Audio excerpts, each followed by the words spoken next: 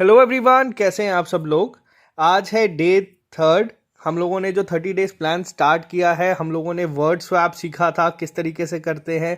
हम लोगों ने कल सीखा था क्लोज टेस्ट में किन चीज़ों का ध्यान देते हैं। तो आज जो हम एक चीज़ करेंगे ये आपको एग्जाम में दिखी होगी, जिन लोगों ने जेके बैंक पीओ या आईबीपीएस क्लर्क एग्जाम दिया होगा। रीअरेंजमेंट के 5 क्वेश्चन आपको एग्जाम में दिखते हैं। 2 तरह के आते थे, मैंने आपको पहले भी वीडियोस में बताया था। एक आपका पुराना पैटर्न था जिसमें आपको एक ही सेट दिया जाता था, उस पर 5 क्वेश्चन आते थे। लेकिन आज हम जो करेंगे वो करेंगे नए पैटर्न पे, जिस तरीके से क्वेश्चंस को पूछा जाता है एग्जाम में। तो चैनल ये वीडियो स्टार्ट करने से पहले जो लोग ये पहली बार देख रहे हैं इस चैनल को सब्सक्राइब कर ले, ताकि आपको हर एक अपडेट मिलता रहे। हर रात 9 बजे आपकी क्लास होगी। मेरी तरफ से कोशिश रहेगी कि 9 बजे क्लास आपकी हो। तो आप लोगों को ये चैनल सब्सक्राइब कर लेना है, ताकि जब हम लाइव आएँ तो आप लोगों को एक नोटिफिकेशन आ जाया करे। और इसी के साथ इन्हीं वर्ड्स को, रीअरेंजमेंट को ही पैराजंबल भी कहा जाता है। अगर आप लोगों ने इस नाम से इसे पढ़ा है तो आप लोगों को ये मैं बता दूं। अब एक चीज़ आपको बतानी थी, मैंने आपको कहा था पहला टेस्ट देने के लिए बहुत सारे बच्चों ने वो टेस्ट दिया है। मॉक टेस्ट देना है आपको जेके बैंक बैंकिंग एसोसिएट का, ऑलिव बोर्ड की ऐप पे देना है। आप लोग वहाँ पे स्टार्ट करेंगे। अभी तक मैं मान के चलता हूँ सब बच्चों को इसका पता है। बहुत सारे बच्चों ने स्कोर कार्ड हमारे फेसबुक ग्रुप पे अपलोड किए हैं। आप लोग हमारे फेसबुक ग्रुप को ज्वाइन कर ले, SSS लिखें फेसबुक पे, आपको मिल जाएगा, या वीडियो के ही डिस्क्रिप्शन बॉक्स में आपको लिंक मिल जाएगा। अगर आपको कोई भी डाउट होता है किसी भी चीज़ को लेके, कोई क्वेश्चन सॉल्व नहीं हो रहा, कोई लॉजिक पता नहीं चल रहा, तो आप बेझिझक वहाँ पे अपलोड कर दें। आपको वहाँ पे बच्चे ही आंसर दे देंगे। तकरीबन 15 से 16 हज़ार लोग वहाँ पे हैं, आपकी हेल्प हो जाएगी वहाँ पे। आप लोग मॉक टेस्ट ले लें बैंकिंग एसोसिएट के। आप लोग ये कोड यूज़ कर लीजिएगा, SSS बिना स्पेस के इसी तरीके से लिख दीजिएगा। आपको 25% डिस्काउंट भी मिल जाएगा ऑलिव बोर्ड की ऐप पे। तो चलिए स्टार्ट करते हैं हम आज का लेक्चर। अभी वेट कर रहे थे ताकि सब लोग जुड़ जाए, तो चलिए अब शुरू करते हैं। क्या है आज के टॉपिक में जो चीज़ें हमें सीखनी है, जिसका ध्यान रखना है, ताकि हम जल्द से जल्द आंसर को मार्क कर सकें।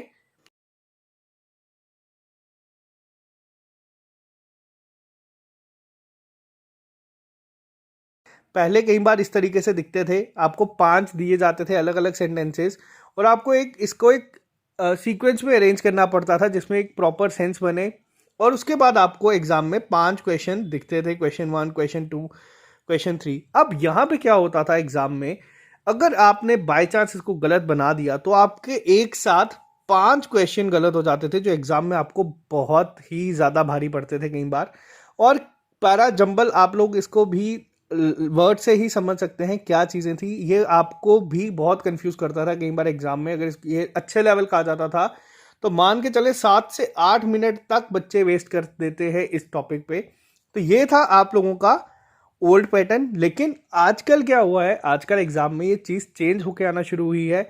किस तरीके से चेंज होके आई है आज हम उसी पे बात करेंगे। 10 से 11 एग्जाम्पल करेंगे, उसके बाद आपको 2 होमवर्क मैं दूंगा।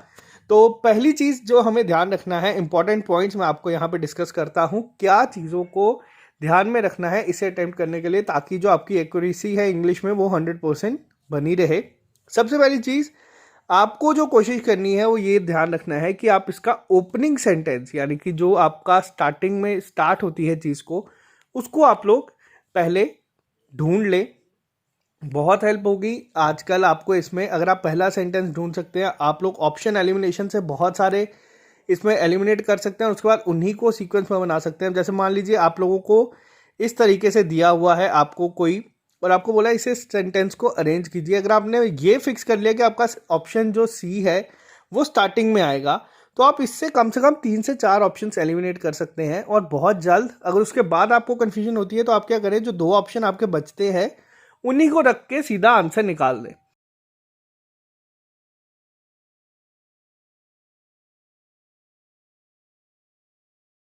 होगा, यानी कि लास्ट सेंटेंस क्या होगा, तो उससे भी सेम आपको बहुत हेल्प होगी इसको जल्द से जल्द करने के लिए। वही तीसरी चीज, आपको क्या करना है, मैंडेटरी पेयर्स का ध्यान रखना है। जैसे आप लोगों ने देखा होगा, नॉट ओनली के साथ आपको पता है क्या यूज होता है, बट ऑल्सो। अगर आप मान लीजिए एक सेंटेंस में आपको नॉट ओनली दिख रहा है और दूसरे में आपको बट ऑल्सो दिख रहा है, तो आपको पता है कि ये कहीं ना कहीं एक साथ होंगे। आपको क्या करना है, जैसे आप मान लीजिए सेम वापस से इस तरीके से आपको सेंटेंस गिवन है और आप 2 को एक साथ मिक्स कर देते हैं। आपको पता है ए के बाद सेंटेंस ही आएगा। फिर आपको क्या करना है, ऑप्शंस में वो ढूंढने हैं जहां पे ये दोनों एक साथ हों। और आप वहाँ से भी ऑप्शनल अप्रोच से बहुत जल्दी इसका आंसर निकाल देंगे। कई बार क्या होता है, आपको नहीं समझ आता कि किस तरह से होगा, क्या होगा।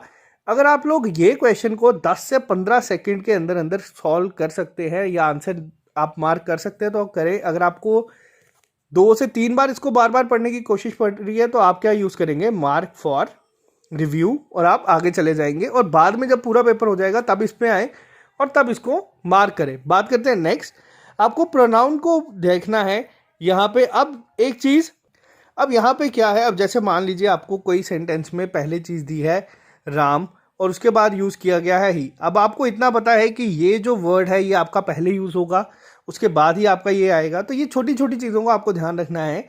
जो नया पैटर्न है वो पुराने पैटर्न के कंपैरिजन में कहीं हद तक बहुत इजी है, लेकिन यहाँ पे भी छोटी छोटी गलतियों से आपका गलत हो सकता है और ध्यान रखना है।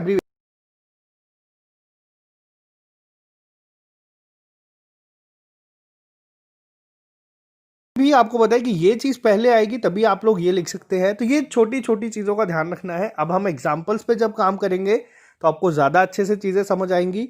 तो ज़्यादा टाइम वेस्ट ना करते हुए चलिए स्टार्ट करते हैं हम सीधा एग्जाम्पल्स के ऊपर। ये है आपके सामने क्वेश्चन नंबर 1। अब यहाँ पे किस तरीके से इनको करना है हम सीखेंगे। नया पैटर्न है ये, आजकल एग्जाम में आपको ये चीज़ें देखने को मिली होंगी। तो चलिए शुरू करते हैं। पहले एक बार कोशिश करिए इसको एक रीड करने की, उसके बाद देखें कि किन किन को आप कनेक्ट कर सकते हैं और उसके अकॉर्डिंग हम चीज़ करेंगे। World future energy summit is a and efficiency for a sustainable future. अब यहाँ पे जो एक चीज़ देखते ही मिल गई है, जो आपका ऑप्शन नंबर बी है, यानी कि ये जो बी पार्ट है आपका, ये शुरू किससे हो रहा है, एंड से। यानी कि इससे पहले ऑब्वियस है कि कोई एक चीज़ होगी या कोई एक चीज़ यूज़ की गई होगी। तो हम लोगों को पता चल गया कि ये तो हमारा स्टार्टिंग सेंटेंस नहीं हो सकता, हम सीधा इसको एलिमिनेट कर देंगे। इसी के साथ पढ़ते हैं global industry platform connecting business and innovation in energy technology. अब क्लीन टेक्नोलॉजी। अब यहाँ पे भी क्या है, सी, तो यहाँ से भी ऑप्शन नंबर डी। तो चलिए यहाँ पे तो कहीं है नहीं। अब यहाँ पे एक चीज़ का हमें ध्यान देखना है। पहली चीज़ हमें क्या देखनी है, हमें देखना है स्टार्टिंग सेंटेंस कौन सा होगा। अब इनमें हमें पता चल गया डी पार्ट और बी पार्ट स्टार्टिंग हो नहीं सकते। Global industry platform connecting business, या फिर अगर हम बात करें ये world future energy summit is तो यहाँ पे कंपैरेटिवली जो आपका ऑप्शन नंबर ए है वो आपका स्टार्टिंग सेंटेंस बन सकता है, यानी कि ए पार्ट आपका स्टार्टिंग सेंटेंस होगा। तो यानी कि ऑप्शन नंबर डी भी आपने एलिमिनेट कर दिया। अब यहाँ पे हमें क्या देखना है, यहाँ हमें देखना है वो सेंटेंस जो आपका ए के साथ,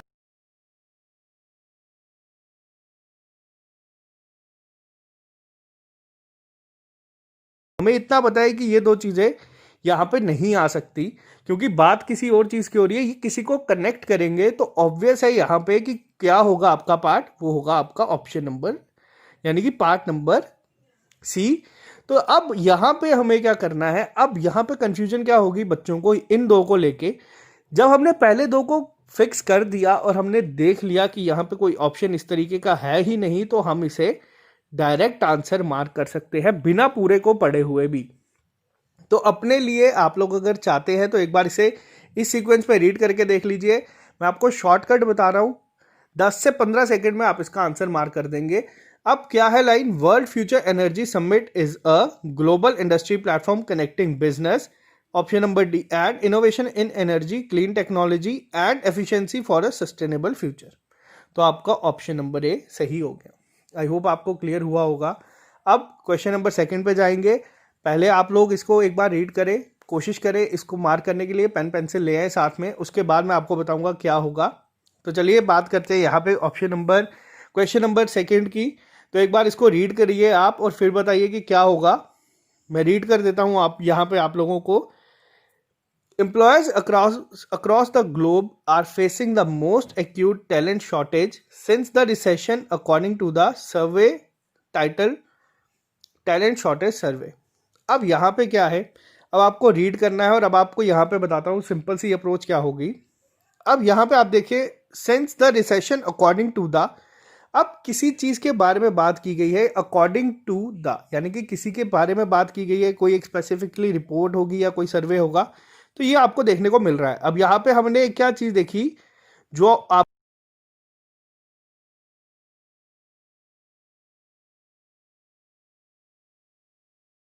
जिसमें दोनों एक साथ हों। अब यहाँ पे हमने क्या देखा, यहाँ पे सभी में सी और डी एक साथ ही है, तो यानी कि हमें इसमें और ढूंढना पड़ेगा। अब बात करते हैं यहाँ पे facing the most acute talent shortage since. अब बात क्या की गई है यहाँ पे, इसको एक बार रीड करें। Employees across the globe are facing the most acute talent shortage since. तो यानी कि ये जो एक सीक्वेंस है ये एज इट इज रहेगा, यानी कि ए बी सी डी आपका सही होगा।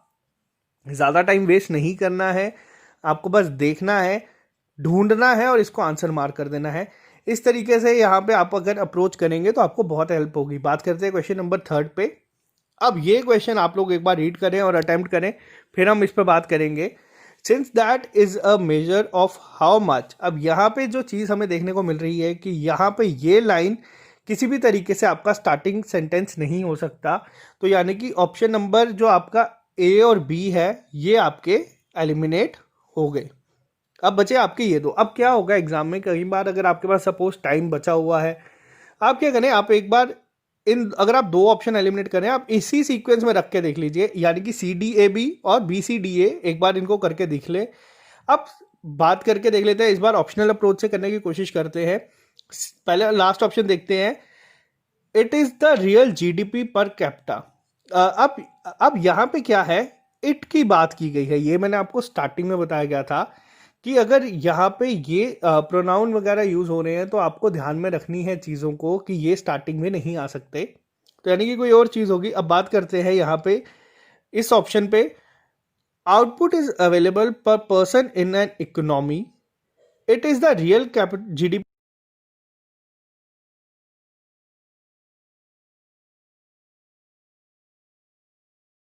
How much. अब यहाँ पे क्या है, अब आपको यहाँ पे चीज़ को एक ध्यान रखना है और अब आप देखेंगे यहाँ पे क्या आंसर होगा आपका।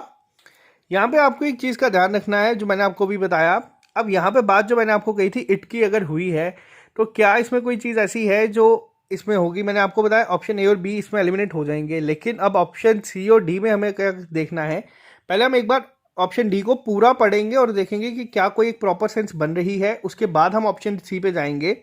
It is the real GDP per capita that determines a country standard of living, since that is a measure of how much output is available per person in an economy। अब यहाँ पे जब मैंने option C आपके सामने read किया तो ये यहाँ पे कहीं खत्म हो रहा था, क्लोजिंग सेंटेंस ये नहीं बन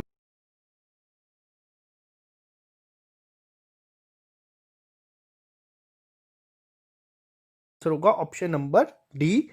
तो बात करते हैं नेक्स्ट क्वेश्चन पे। अब यहाँ पे क्या है, आपको फिर से देखना है, यहाँ पे पहले कोशिश करनी है कि आप इसको रीड करें। A sector with markedly lower productivity as the industrial sector of developing. अब यहाँ पे एक चीज़ देख लीजिए आप लोग, डेवलपिंग की बात की गई है बी पार्ट में और यहाँ पे बात की गई है कंट्रीज की, तो इतना हमें पता चल गया कि ऑप्शन बी, पार्ट बी और पार्ट सी जो आपका है ये एक सीक्वेंस में आएगा। तो यहाँ से हम लोग अगर ऑप्शन एलिमिनेशन पे जाएं तो हम ये दो ऑप्शन एलिमिनेट कर सकते हैं। इसके बाद जब हमने ये दो कर दिया, आपको पता चल गया आपके पास दो ही ऑप्शन बचे हैं, या तो आप उन ऑप्शंस को एक सीक्वेंस में रीड कर ले, प्रॉपर सेंस बनती है तो मार्क कर दें, या फिर आप लोग आगे और इसको ढूंढ सकते हैं। अप्रोच यही रहेगी। अब यहाँ पे हमें क्या देखना है, यहाँ पे हमें क्या करना है, एक बार हम ऑप्शनल अप्रोच से करके देख लेते हैं। बात करते हैं, अगर हम यहाँ से इस ऑप्शन को देखें, a sector which markedly lower productivity as the industrial sector of developing countries expanded, they observe more and more labor। अब यहाँ पे जो चीज़ देखने को मिली है, ऑब्जर्व मोर एंड मोर, यानी कि ये आपका एक प्रॉपर सीक्वेंस है। बी सी और डी आपके सही सीक्वेंस में है। अब या तो ए स्टार्टिंग सेंटेंस होगा या बी। अब ये आपको देखना है, यहाँ पे क्या है, क्वेश्चन मार्क है, यानी कि आपका डी जो है वो लास्ट सेंटेंस नहीं होगा, इसके बाद भी कोई पार्ट होगा। तो यहाँ पे जो पार्ट आएगा आपका वो होगा ऑप्शन नंबर आपका सी सही आंसर। ये छोटी छोटी चीज़ों को आपको देखना है, जहाँ पे आपको लगता है कि कंफ्यूजन हो रही है कोशिश करें। अब यहाँ पे 4 क्वेश्चन हमने कर दिए, मैं अब आपको बताऊंगा अप्रोच क्या है।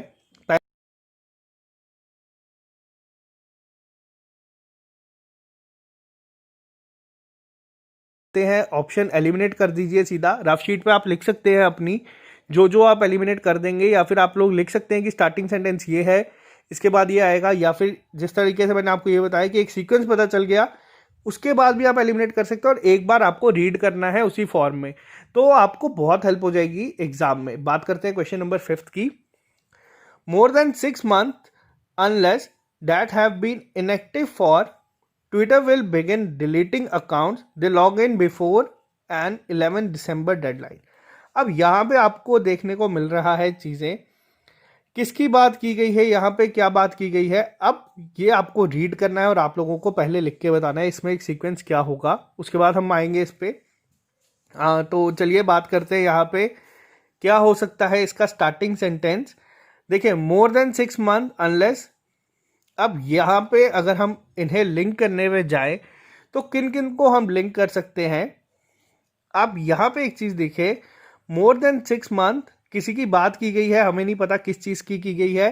That have been inactive for, अब यहाँ पे भी किसी की बात हो रही है लेकिन हमें नहीं पता। अब लेकिन अगर हम सी पार्ट को रीड करें, Twitter will begin deleting accounts, अब यहाँ पे अगर हम इन चीज़ों को देखें, सी आपका कहीं ना कहीं स्टार्टिंग सेंटेंस बन सकता है। बात करते हैं दे, अब यहाँ पे वापस से किसी चीज़ की बात की गई है, हमें नहीं पता, तो हमें यहाँ से क्या पता चल गया, जो हमारा स्टार्टिंग सेंटेंस है वो क्या होगा आपका सी। ऑप्शनल अप्रोच से जाएंगे तो आपके सारे ऑप्शन एलिमिनेट हो जाएंगे, क्योंकि स्टार्टिंग सेंटेंस में सी नहीं है कहीं पे भी, तो आपका ऑप्शन डी सही सेंटेंस हो सकता है। एक बार इसको इसी फॉर्म में पढ़ लेते हैं। Twitter will begin deleting accounts that have,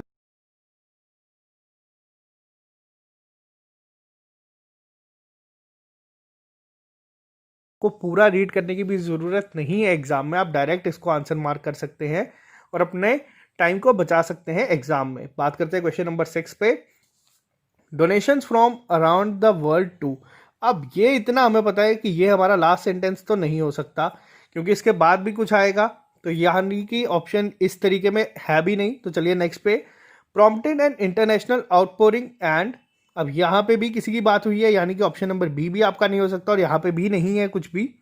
बात करते हैं नेक्स्ट पे, help communities and animal populations, the climate change fuelled fires have.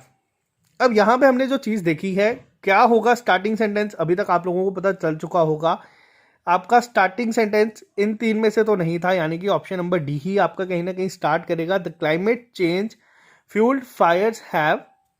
अब हैव पता है हमें, इतना हमें पता है कि हैव के बाद क्या आती है, वर्ब की थर्ड फॉर्म। तो यहाँ पे डोनेशंस है, यहाँ पे आपका हेल्प है और यहाँ पे आपका प्रॉम्प्टेड है। अब यहाँ पे हमें पता चल गया बी। अगर आपने इतना फिक्स कर दिया है तो आपको आगे पढ़ने की भी ज़रूरत नहीं है, सीधा ऑप्शंस पे जाएं। पहले देखें यहाँ पे कौन सा है, ऑप्शन नंबर सी आपको दिख गया, सही आंसर है, मार्क करिए, आगे चलिए। आपको यहाँ पे टाइम वेस्ट नहीं करना है चीज़ों पे। बात करते हैं सीधा क्वेश्चन नंबर 7 पे। अब of the concern person body along with, अब अलॉन्ग विद के साथ कोई चीज़ आएगी, हम देखते हैं क्या होगा। तो इतना पता चल गया कि ए आपका लास्ट में नहीं होगा, तो ऑप्शंस भी इस तरीके से ही है। बात करते हैं next, drink depends on the psychology physiology, in any case how many water one needs to. अब यहाँ पे अगर हम एक चीज़ देखें, इन एनी केस हाउ,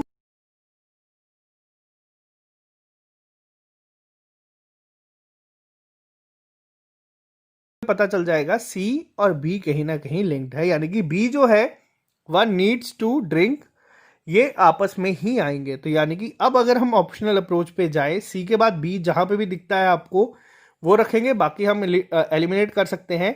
यहाँ पे ऑप्शन आपके एलिमिनेट हो गए और आप डायरेक्ट आंसर मार्क कर सकते हैं बिना पूरा रीड किए। आपका यहाँ पे टाइम बचेगा कम से कम भी 10 से 15 सेकेंड के, आप इसको सेव कर सकते हैं और वही आप लोग आगे अगर पैसेज आपका जो जैसे पीओ में आया था उस तरीके से आएगा, तो आप वहाँ पे भी अच्छा स्कोर करके आ सकते हैं, ये छोटे छोटे सेकंड्स को बचा के।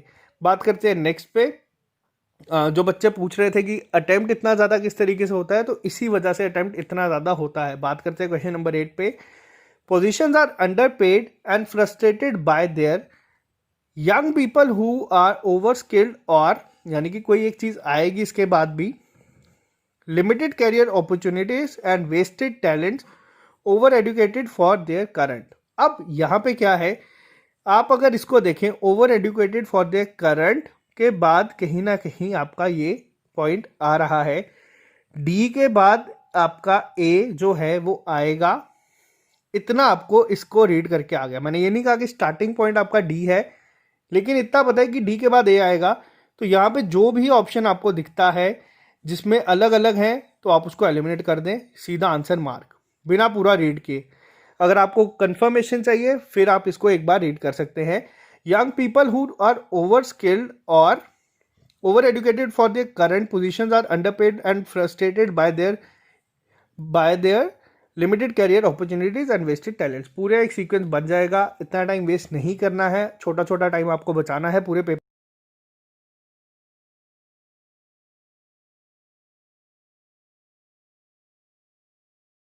Humans use there is no evidence only 10% of their brains। अब ये काफ़ी सिंपल है, काफ़ी इजी है, आप लोग इसका आंसर कर सकते हैं। इसका आंसर क्या होगा आप लोग ही बताएं, मैं नहीं बताऊंगा, मैं आपको कमेंट सेक्शन में बाद में बता दूंगा। तो इसका आंसर जो आप लोग कहेंगे और कह रहे हैं वो सही है। ऑप्शन नंबर आपका जो होगा ये होगा आपका एक proper sequence. There is no evidence that human use only 10% of their brains. अब यहाँ पे जो है आप लोगों ने देखा सी और डी एक साथ कनेक्ट है, यहाँ पे भी है, यहाँ पे भी है, यहाँ पे भी है, तो ये ऑप्शन आप एलिमिनेट कर सकते हैं। बी अगर आपको पता चल गया स्टार्टिंग है तो ये सब जगह पे है। तो इस तरीके से आपको ये चीज़ें करनी है। नेक्स्ट क्वेश्चन मैं आपके सामने लेके आता हूँ। कोशिश ये रखना कि आप लोग इसका आंसर 10 से 15 सेकंड के अंदर अंदर ही दें। तो ये आपके सामने है, तो इसका आंसर आप लोग 10 से 15 सेकंड के अंदर अंदर दें। पहले देखें क्या हो सकता है। Unnecessary debates in India today, there is no time for useless controversies and। अब यहाँ से अगर आपकी जगह हूँ, useless controversies and unnecessary debate, आपको इतना पता चल गया डी और ए एक साथ आएगा, मेरे को पता चल गया। मैं क्या करूँगा, यहाँ पे देखा मैंने ऑप्शंस में, यहाँ पे है और आपका यहाँ पे है, ये दो ऑप्शन आपके एलिमिनेट हो गए। ऑप्शन नंबर ए आपका रहेगा। आपने क्या देखा, यहाँ पे डी और ए यहाँ पे है और डी और ए यहाँ पे है। अब स्टार्टिंग देखना है।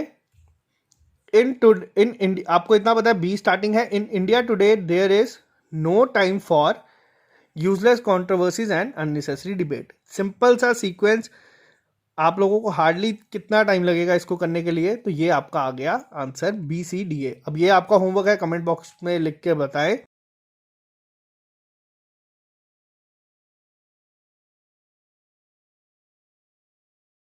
अब ये आप लोग इसका आंसर लिखेंगे कमेंट सेक्शन में, क्या होगा। आई होप आप लोगों ने चीज़ को सीखा होगा। इन क्वेश्चंस को बच्चे सही आंसर कर देते हैं। 100% एक्यूरेसी भी बहुत सारे बच्चे मेंटेन कर लेते हैं, लेकिन टाइम कई बार इसमें बहुत ज़्यादा चलता है आप लोगों का। तो मैंने यहाँ पे जो चीज़ सिखाने की कोशिश की है वो सिर्फ यही की है कि आप लोग जल्द से जल्द इसका आंसर एग्ज़ाम में करें, ताकि जो आप लोगों के एग्जाम में चीज़ें आती हैं कई बार, जैसे मैच द फॉलोइंग हम कल करेंगे, उसमें भी बच्चे बहुत टाइम वेस्ट करते हैं। रीडिंग कंप्रीहेंशन में जिन लोगों की स्पीड नहीं है रीडिंग की इतनी, उन लोगों को उसके लिए भी टाइम मिल जाए और आप लोग इसमें ज़्यादा से ज़्यादा अटैम्प्ट करके आएँ। तो आई होप आपको इससे हेल्प हुई है। आप अपने फ्रेंड्स के साथ इसको शेयर करें जो लोग कोचिंग नहीं अफोर्ड कर सकते। मेरे एंड से कोशिश ये रहेगी कि आपको ये लेक्चर्स मिलते रहें। तो आज के लिए सिर्फ इतना ही। वीडियो को शेयर करें, अपने फ्रेंड्स को भी शेयर करें। तो इसका आंसर मैं आपको अभी बता देता हूँ क्या होगा, या फिर आप लोग इसका आंसर खुद ही कमेंट बॉक्स में लिखें। तो चलिए आज के लिए सिर्फ इतना ही। मिलते हैं आप लोगों से कल। मैच द फॉलोइंग करवाने की कोशिश करूँगा मैं कल आपको, और उसके बाद एक वीडियो में एरर डिटेक्शन की लेके आऊँगा, और उसके बाद हम एक वीडियो लेके आएंगे जिसमें पूरा होगा। इसी के साथ यहाँ पे एक और चीज़ आपको बतानी थी। मॉक टेस्ट फर्स्ट आप लोगों को मैंने देने के लिए कहा है। मॉक टेस्ट फर्स्ट आप लोग दीजिए, अपना स्टैंड देखें आप आज की डेट में आप कहाँ पे करते हैं। जो चीज़ें मैंने आपको सिखाई हैं कोशिश कीजिए उसको इम्प्लीमेंट करने की पेपर में। तो वो जब टाइमर के साथ आप चीज़ें करेंगे तो वो ज़्यादा आपको चीज़ें सीखने को मिलेगी। जो लोग कह रहे हैं कि कॉस्ट इसकी अच्छी है, ज़्यादा है, तो आप ये यूज़ कर लीजिए, आपको डिस्काउंट मिल जाएगा, सीधा 100-120 रुपये सस्ते मिल जाएंगे। तो चलिए आज के लिए सिर्फ इतना ही। मिलते हैं आप लोगों से कल नए लेक्चर